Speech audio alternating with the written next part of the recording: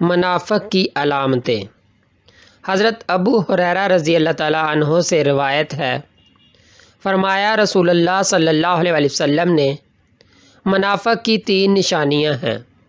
اور مسلم کی روایت میں ان الفاظ کے بعد یہ الفاظ ہیں: اگرچہ وہ شخص روزہ رکھتا ہو، نماز پڑھتا ہو اور اپنے مسلمان ہونے کا دعویٰ کرتا ہو، اور اس میں ان علامتوں میں سے کوئی علامت پائی جائے، تب بھی وہ منافق ہی ہے۔ اس کے بعد بخاری اور مسلم کے متفقہ الفاظ یہ ہیں: بات کرے تو جھوٹ بولے، وعدہ کرے تو خلاف وعدہ کرے، کوئی امانت اس کے پاس رکھی جائے تو اس میں خیانت کرے۔